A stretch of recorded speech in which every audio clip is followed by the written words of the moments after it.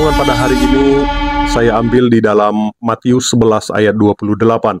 Marilah kepadaku semua yang letih lesu dan berbeban berat, aku akan memberikan kelegaan kepadamu. Baru-baru ini kita dikagetkan dengan peristiwa yang membuat kita sedih. Seorang bapak bernama Panca Darmansyah berusia 41 tahun menghabiskan keempat anaknya. Saya menggunakan kata ini supaya tidak kena pelanggaran ya. Yang pertama, konflik dalam rumah tangga. Nah, kisah ini melibatkan dinamika kompleks dalam hubungan keluarga, termasuk rasa cemburu Panca terhadap sang istri, nah berinisial D ya, yang diduga terlibat selingkuh melalui WhatsApp dan Instagram. Nah, ini diduga ya. Nah, fakta yang berikutnya, dia menghabiskan keempat anaknya. Nah, pada 3 Desember 2023, Panca menghabiskan keempat anaknya dengan inisial FA 6 tahun, ada yang 4 tahun, 3 tahun, dan 1 tahun. Nah ya, sebuah kejadian yang baru terungkap pada 6 Desember.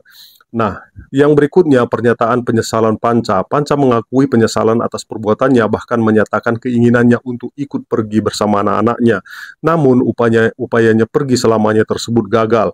Nah, penetapan sebagai tersangka. Nah, Panca telah ditetapkan sebagai tersangka dengan sangkaan pembunuhan berencana sesuai pasal 340 KUHP ya. Kondisi rumah tangga. Nah, selain membuat meninggoy anaknya, rumah tangga Panca dan D juga terdampak oleh kejadian ini ya. Nah, yang berikutnya yaitu ditemukan terlentang lemas. Saat ditemukan, Panca berada di kamar mandi dengan lengannya ada bekas luka dan sebilah pisau diduga digunakan untuk menyeset tubuhnya ditemukan di dekatnya ya. Nah, kita kembali ke firman Tuhan yang kita baca tadi ya, Matius 11 ayat 28. Marilah kepadaku semua yang letih lesu dan berbeban berat, aku akan memberikan kelegaan kepadamu. Nah, dari keterpurukan menuju kelegaan. Kisah tragis Panca Darmansyah yang membawa kepada peristiwa penghilangan keempat anaknya dapat dipandang melalui lensa tawaran kelegaan dan istirahat yang disampaikan oleh Yesus di dalam Matius 11 ayat 28. Nah, beban berat dan keterpurukan. Panca seperti yang diungkapkan dalam berita merasakan beban berat dan merasa letih dengan kondisi rumah tangganya. Nah, konflik keluarga, rasa cemburu, dan masalah keuangan mungkin menjadi beban yang terlalu berat untuk diemban oleh bapak ini. Nah, panggilan menuju kelegaan. Nah, dalam konteks Matius 11 ayat 28, Yesus menawarkan kelegaan bagi mereka yang merasa letih dan berbeban berat. Demikian juga halnya kita, bagaimana jika dalam saat-saat putus asa mendengar panggilan ini dan menemui Yesus sebagai sumber kelegaan. Nah, pemahaman dan kelegaan rohani. Nah, Panca dalam pernyataannya menggambarkan kelelahan rohani yang mendalam. Rasa penyesalan, kehilangan, dan keputusasaan menjadi beban yang sulit diemban sendirian. Nah, kesempatan pemulihan ya.